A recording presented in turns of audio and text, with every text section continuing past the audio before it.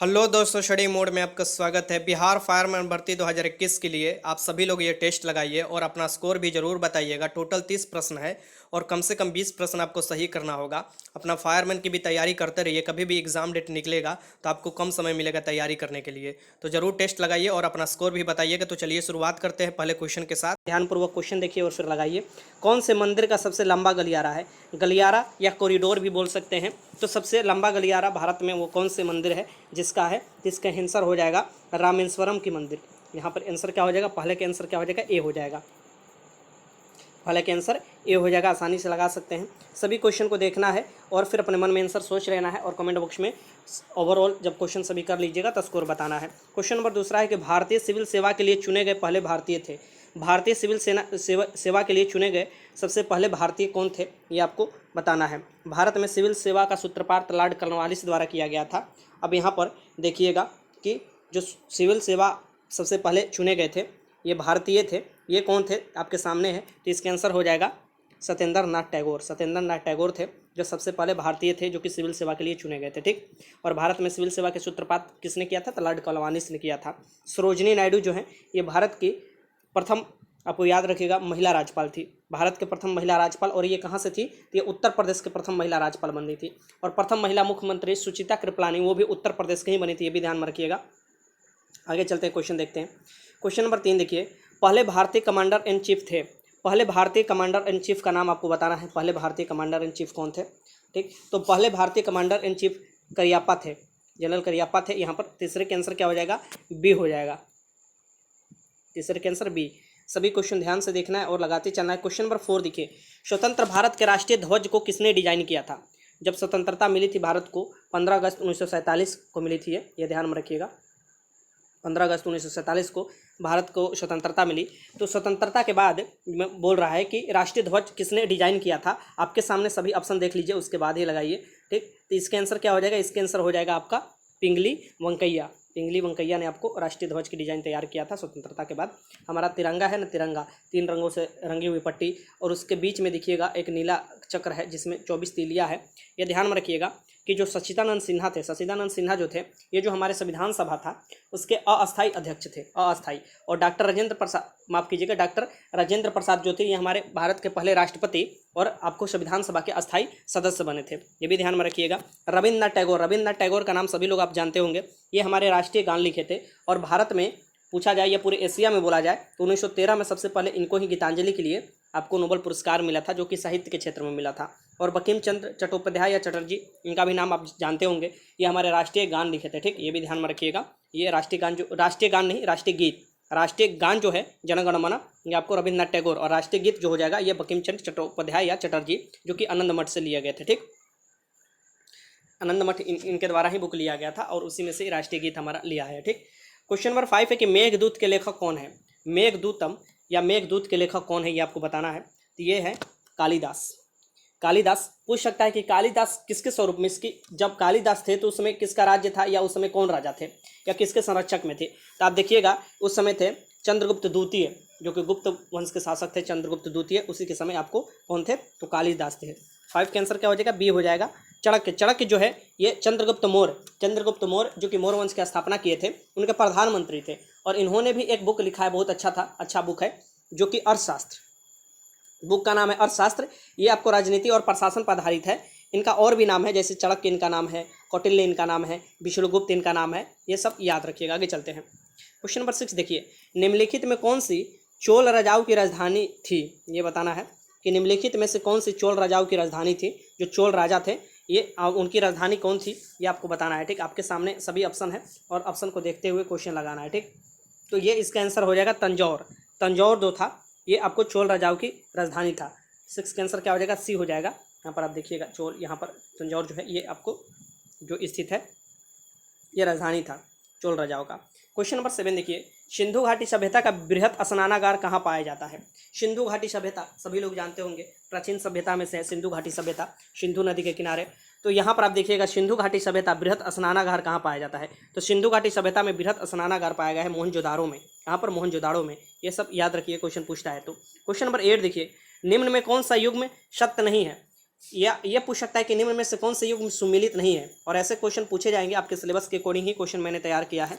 तो कौन से युग्म आपको सुमेलित नहीं है या कौन से युग्म आपको शब्द नहीं है, तो देखिए गन्ना, गन्ना या आपको गेहूं हो गया या दूध हो गया, इसमें सबसे प्रथम स्थान उत्तर प्रदेश का आता है, ये तो बात सही है। नारियल, नारियल हो गया या मसाला हो गया, इसमें आपको क्या आता है, केरल का स्थान आता है, ठीक। मूंगफली, देखिए मूंगफली जो होता है ना, ये गुजरात में सबसे ज़्यादा होता है, तो मूंगफली जो है ये बिहार में गलत हो जाएगा, गुजरात वाले क्षेत्र में मूंगफली होता है, ये ध्यान में रखिएगा। चाय, चाय सबसे ज़्यादा असम में होता है, और यहीं बात करें कॉफ़ी का, तो कॉफ़ी सबसे ज़्यादा कर्नाटक में होता है, ये सब याद रखिएगा। सोया प्रदेश या सोयाबीन सबसे ज़्यादा कहाँ होता है, तो मध्य प्रदेश, मध्य प्रदेश को ही सोया प्रदेश या सोयाबीन वहाँ पर होता है, ये भी ध्यान में रखिएगा। तो क्वेश्चन कैसे भी पूछे आपको लगा लेना है। तो इसमें से कौन सा गलत सुमिलित है, ये हो जाएगा सी, एड कैंसर सी, मूंगफली बिहार में नहीं। आपको देखिएगा बिहार जो है जूट उत्पादन में द्वितीय स्थान पर है, पहले पर पश्चिम बंगाल है, दूसरे पर बिहार है, तीसरे पर असम है जूट उत्पादन में, ये ध्यान में रखिएगा।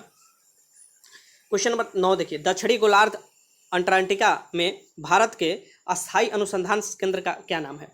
जो आपको दक्षिणी गोलार्ध में, मान लीजिए ये पृथ्वी है, ये आपको दक्षिणी गोलार्ध इधर हो जाएगा, दक्षिणी गोलार्ध में यहाँ पर देखिएगा ये है आपको अंटार्कटिका महाद्वीप, जो कि अंटार्कटिका ये जो आपको है ये महाद्वीप है, ठीक। और यहाँ पर आर्टिक एक है, आर्टिक महासागर है, इसमें कन्फ्यूजन नहीं होना चाहिए। तो ये महाद्वीप जो है बर्फ से ऑलवेज ढका रहता है, ठीक। यहाँ पर ऑलवेज ठंड रहता है, बर्फ से ढका रहता है। इसी में अस्थाई आपको अनुसंधान के रिसर्च सेंटर आपको जो है ये आपको भारत का है, उसका नाम पूछा जा रहा है, ठीक। ये क्या नाम है इसका, तो दक्षिणी गंगोत्री, क्या नाम है इसका, दक्षिणी गंगोत्री नाम है, ठीक। तो 9th का आंसर क्या हो जाएगा, ए हो जाएगा। क्वेश्चन नंबर 10 देखिए, मुंबई हाई किससे संबंधित है। जो मुंबई हाई है यह किससे संबंधित है, ये आपको बताना है, या बम्बई हाई भी इसे बोला जाता है। यह किस लिए फेमस है, तो ये पेट्रोलियम के लिए, यहाँ पर सबसे ज़्यादा पेट्रोलियम पाया जाता है मुंबई हाई में, ये पेट्रोलियम के लिए फेमस है, ठीक। तो 10 का आंसर क्या हो जाएगा, यहाँ पर सी हो जाएगा।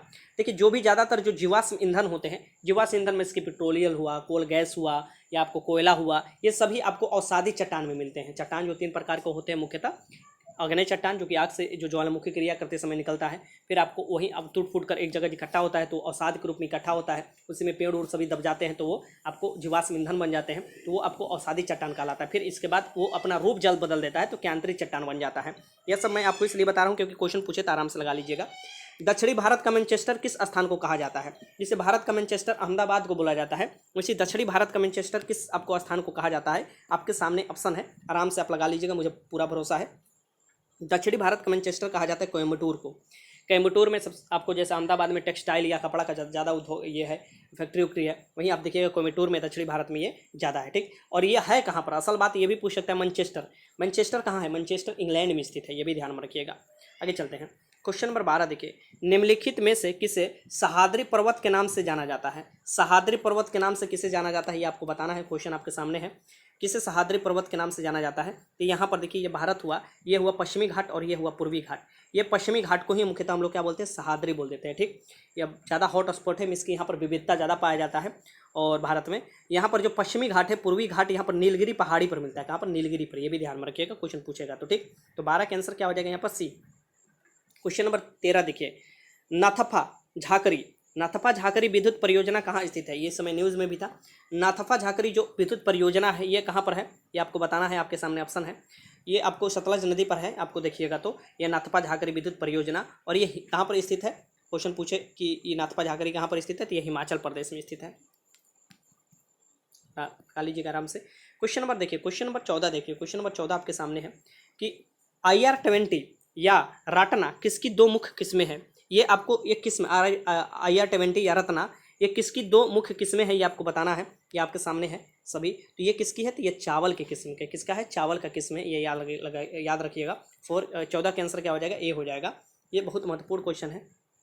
क्वेश्चन नंबर 15 देखिए, चावल का उत्पादन सबसे ज़्यादा कहाँ होता है, तो ये पश्चिम बंगाल में होता है, ये सब याद रखिएगा। क्वेश्चन नंबर 15 है, कौन सा बैंक भारत का केंद्रीय बैंक है।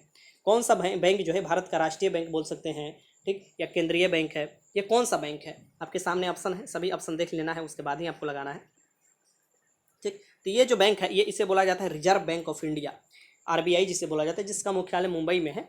1 अप्रैल 1935 को इसका स्थापना हुआ था, मुख्यालय मुंबई में है, और इसका रीजनल मुख्यालय भी है। अलग अलग राज्यों में जो राजधानी होती है मुख्यतः वहीं पर इनका रीजनल मुख्यालय भी होता है, जो अलग अलग राज्य हैं उसमें। अब देखिए कौन से बैंक का केंद्रीय bank? Reserve bank of India. हमारा जो पैसा होता है ना, जैसे रुपया, 10 रुपया हुआ, 5 रुपया हुआ, 50 रुपया, 100 रुपया, 200 रुपया, 500 रुपया, जितना भी पैसा है उस पर रिजर्व बैंक के जो गवर्नर होते हैं उनका हस्ताक्षर होता है, ठीक, ये याद रखिएगा। और जो सिक्का होता है 1 रुपये का सिक्का, किसी ये वित्त मंत्रालय द्वारा, वित्त सचिव का वो जारी करते हैं, वित्त मंत्रालय द्वारा जारी किया गया था सिक्का, ठीक। बाकी रुपया जो है ये आपको कागज वाला वो आरबीआई ही देखता है उसका। क्वेश्चन नंबर 16 देखिए, भारत ने किसके उत्पादन में आत्मनिर्भरता प्राप्त कर ली है? तो आज ही नहीं, बहुत पहले ही। तो भारत के किसके उत्पादन में आत्मनिर्भरता प्राप्त कर ली है, ये आपको बताना है, ठीक। आपके सामने ऑप्शन है। तो आप सभी लोग जानते हैं कि यहाँ पर खाद्य उत्पादन सबसे ज़्यादा हो रहा है भारत में, और हम लोग आत्मनिर्भर हो गए। नहीं तो पहले अमेरिका से मंगाया जाता था, अलग अलग देशों से मंगाना पड़ता था, ठीक। लेकिन जैसे ही हरित क्रांति आया, आपको देखिएगा 1967 से 68 के बीच में हरित क्रांति आया था, और उसी के बाद ही देखिएगा काफ़ी दिनों, मतलब कुछ दिन लगे थे, ठीक। उसके बाद ही हम लोग अब आत्मनिर्भर हो गए खाद्यान्न के क्षेत्र में। अब हम लोग सरप्लस उत्पादन करते हैं, मीन्स कि हम लोग और दूसरे देश को देते हैं, बेचते हैं, ठीक, खाद्यान्न। ये भी ध्यान में रखिएगा, अपने पास रख कर दूसरे देश को बेचते भी है। क्वेश्चन नंबर 17 है कि भारत में गरीबी हटाओ का नारा किस पंचवर्षीय योजना के अंतर्गत दिया गया था? भारत में जो गरीबी हटाओ का नारा दिया गया था, ये किस पंचवर्षीय योजना के अंतर्गत दिया गया था, ये आपको बताना है। तो देखिए, भारत में जो गरीबी हटाओ का नारा दिया था, आई थिंक 1974 से 78 के बीच में ही था। ये जो नारा दिया गया था, ये आपको पाँचवीं पंचवर्षीय योजना के अंतर्गत दिया गया था। उस समय प्रधानमंत्री आपको इंदिरा गांधी थी, प्रथम भारतीय महिला प्रधानमंत्री इंदिरा गांधी, और गरीबी हटाओ का नारा दिया गया था, तो 5वीं पंचवर्षीय योजना के तहत, ठीक, ये याद रखिएगा। क्वेश्चन नंबर 18 है, छ ध्वनि का उच्चारण स्थान है, च, छ, ज, झ, इ, ये सब पढ़ते हैं ना, तो बोल कर देखिए उच्चारण स्थान जहाँ से ये सब ध्वनि उत्पन्न होता है, ठीक। तो छ का जो उच्चारण स्थान है, देखिएगा ये क्या है, तो ये तालव्य है, ताल ऊपर आप देखिएगा टच हो रहा है, तालव्य है, ये आपको छ, च, छ बोल कर देखिए, आपको समझ में आ जाएगा, ठीक। तो 18 का आंसर क्या हो जाएगा यहाँ पर? ए। ओष्ठ का, ओष्ठ में कौन कौन आ जाता है? प, फ, ब, भ, म, ये ओष्ठ से होता है, ठीक। दंत से देखिए त, थ, बोल कर देखिएगा तो आपको समझ में आ जाएगा कहाँ से कौन उच्चारण स्थान होता है। क्वेश्चन नंबर 19 देखिए, निर्वाह में प्रयुक्त उपसर्ग है, निर्वाह में उपसर्ग किसे कहते हैं, प्रत्यय किसे कहते हैं? पक्का एक क्वेश्चन आता है यहाँ से, ठीक। तो उपसर्ग जो शब्द के पहले लग जाए उसे उपसर्ग कहते हैं, प्रत्यय जो शब्द के बाद में लगे और उसका शाब्दिक अर्थ बदल दे उसे प्रत्यय कहते हैं। तो निर्वाह में, वाह में क्या लग गया है? नीर लग गया है, तो निर्वाह बन गया है, और ये आपको नीर जो हो जाएगा ये उपसर्ग हो जाएगा, ठीक। तो 19 का आंसर क्या हो जाएगा यहाँ पर? बी हो जाएगा। क्वेश्चन नंबर 20 देखिए, क्योंकि आपके एग्जाम में हिंदी से भी क्वेश्चन पूछे जाएंगे। क्वेश्चन नंबर 20 देखिए, यहाँ से ये ऑप्शन यहाँ पर डाल दीजिएगा, ए ऐसे ये कर लीजिएगा, ठीक। राम नाम जपना पराया माल अपना का अर्थ है, राम नाम जपना पराया माल अपना का अर्थ क्या है? ए में दिया हुआ है दूसरे से सहानुभूति रखना, दो में दिया है स्वर्ग होना, दान देना, और डी में दिया धोखे से धन जमा करना। तभी अब जानते हैं मूवी में दिया होता है, मूवी में भी आप सुनिएगा कि राम नाम जपना पराया धन अपना या पराया माल अपना, ये धोखे से धन जमा करना, इसका सही अर्थ हो जाएगा। 20 के आंसर क्या हो जाएगा? डी हो जाएगा, ठीक। क्वेश्चन नंबर 21 देखिए, गगनचुंबी में कौन सा समास है? गगनचुंबी जो है इसमें कौन सा समास है? समास से रिलेटेड मैं वीडियो ले चुका हूँ, सर्च कीजिएगा स्टडी मोड समास लिखकर, तो आपको वीडियो आ जाएगा। बहुत अच्छे तरीका से समास स्ट्रिक्टली मैं बताया हूँ, वहाँ से समास का तो पक्का एक क्वेश्चन आपके आएगा क्योंकि सिलेबस में मेंशन है, ठीक। तो यहाँ से ध्यान देना है कि गगनचुंबी में कौन सा समास है, तो गगनचुंबी में जो समास हो जाएगा यहाँ पर ये पूछ रहा है, ठीक। तो क्वेश्चन नंबर 21 आराम से लगाइए, इसका आंसर हो जाएगा आपको तत्पुरुष, तत्पुरुष समास है गगनचुंबी में, ठीक। ये याद रखिएगा, 21 का आंसर बी हो जाएगा। क्वेश्चन नंबर 22 देखिए, निम्नलिखित में कौन सा युग्म सुमिलित नहीं है? ये देखिए, ये लगाना है आपको, डेट से, इंटरनेशनल डेट से आपको है कि कौन सा युग्म सुमिलित नहीं है। आप सभी ऑप्शन देख लीजिए, उसके बाद ही लगाइए, ठीक। तो आप देख लीजिए यहाँ पर, विश्व मानवाधिकार दिवस, ह्यूमन राइट डे जो मनाया जाता है, विश्व मानवाधिकार दिवस, ये आपको मनाया जाता है आपको 10 दिसंबर को। 1 दिसंबर यहाँ पर दिया है, गलत दिया है, 10 दिसंबर को मनाया जाता है, ठीक। तो यही आपको गलत सुमिलित है, ठीक। बाकी देखिएगा, विश्व स्वास्थ्य दिवस 7 अप्रैल, सही है। संयुक्त राष्ट्र दिवस 24 अक्टूबर, ठीक। विश्व सशक्ता दिवस 8 सितंबर, ये सब सही है, ठीक। बाकी ऊपर वाला ही ये गलत था। क्वेश्चन नंबर 23 देखिए, रंगीन टीवी में रंग किन 3 रंगों के संयोजन से निर्मित होता है? प्राइमरी कलर जिसे बोला जाता है, प्राथमिक रंग भी बोला जाता है। तो रंगीन टीवी में रंग किन 3 रंगों के संयोजन से निर्मित होता है? ये आपके सामने ऑप्शन है, बताइए कौन से 3। तो प्राइमरी कलर या आप 3 जो रंग होते हैं, प्राइमरी रंग 3 ही होते हैं जिसका उपयोग टीवी में किया जाता है, जिसे रंगीन टीवी भी बोला जाता है। तो इसमें होता है कौन कौन? तो लाल होता है, एक आपको कौन होता है, हरा होता है, और एक होता है नीला। और ये अगर तीनों मिल जाता है तो वाइट रंग बनता है, ये भी ध्यान में रखिएगा। तो इसका आंसर सी हो जाएगा। क्वेश्चन नंबर 24 देखिए, एक दंत चिकित्सक के दर्पण है, अगर दांत वाला डॉक्टर के पास या कान वाला डॉक्टर के पास जाइएगा तो वो आपको देखिएगा एक लेकर चश्मा की तरह, मतलब कि एक लेंस की तरह देखता है, तो वो कौन सा दर्पण होता है, ठीक। ऐसे आपको गोल रहेगा, उसमें देखिएगा कि आपके दांत में कौन सा रोग, ऐसे ऐसे लगा रहता है। ये स्टेमेन बॉक्स में भी पहले आप देखते होंगे मिलता था, तो उससे हम लोग जलाते थे, कागज उगज जलाया जाता था ऐसे पॉइंट कर। तो ये दंत चिकित्सक के दर्पण क्या है ये आपको बताना है। कौन से दंत चिकित्सक के दर्पण है? ठीक, ये है अवतल दर्पण। कौन सा? अवतल दर्पण। दंत चिकित्सक के दर्पण कौन है? अवतल दर्पण होते हैं। और जो आपको साइड मिरर होता है ना, जो पीछे के देखने के लिए कौन से आपको लगाया जाता है, तो वो उत्तल दर्पण का प्रयोग किया जाता है, जो आपको ट्रक रख के देगा बगल में देखिएगा पीछे देखने के लिए लगाया जाता है। ठीक, ये सब याद रखिएगा। आगे चलते हैं। दर्पण को लेंस से कंफ्यूज मत कीजिएगा, ये भी ध्यान में रखिएगा।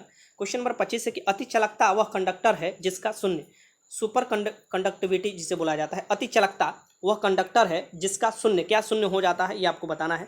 ठीक, ये क्या शून्य हो जाता है ये आपको बताना है। ये हो जाता है प्रतिरोध। इसमें क्या होता है? प्रतिरोध शून्य हो जाता है। ठीक, ये याद रखिएगा। अति चलकता में 25 का आंसर क्या हो जाएगा? यहाँ पर बी हो जाएगा। प्रतिरोध को ओम में मापते हैं। क्वेश्चन नंबर 26 देखिए, वह यंत्र जो एसी को डीसी में परिवर्तित करता है, वह यंत्र क्या है जो कि अल्टरनेटिव करंट को डायरेक्ट करंट में इसके परिवर्तित करता है, एसी को डीसी में परिवर्तित करता है। ठीक, ये बताना है वो यंत्र कौन सा है, तो वह है रेक्टिफायर।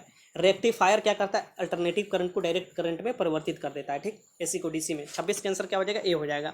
आगे देखते हैं क्वेश्चन नंबर 27 देखिए, इनमें कौन सा हाइड्रोजन का समस्थानिक या आइसोटोप नहीं है? बहुत वीवीआई क्वेश्चन है, हर एग्जाम में ये पूछा जाता है। कौन से हाइड्रोजन के समस्थानिक या आइसोटोप नहीं है? आपके सामने ऑप्शन है। देखिए, हाइड्रोजन के 3 समस्थानिक है, 3। ठीक, ये कौन कौन से हैं? तो ये ट्रिटियम तो है ही। सबसे पहले क्या आता है? प्रोटियम आता है। फिर आपको ड्यूटेरियम आता है, जिसे D2O जो भारी जल बनता है, जो कि परमाणु भट्टी में उपयोग होता है। फिर आपको ट्रिटियम। ये तीनों आपको समस्थानिक है, लेकिन ये अट्रियम नहीं है। अट्रियम जो ये समस्थानिक नहीं है हाइड्रोजन का, ये याद रखिएगा। तो 27 का आंसर क्या हो जाएगा? यहाँ पर सी हो जाएगा। ये आपको समस्थानिक नहीं है। एक बात मैं यहाँ पर बता दूँ कि पूरे यूनिवर्स में कौन सा गैस सबसे ज़्यादा पाया जाता है, तो हाइड्रोजन पाया जाता है।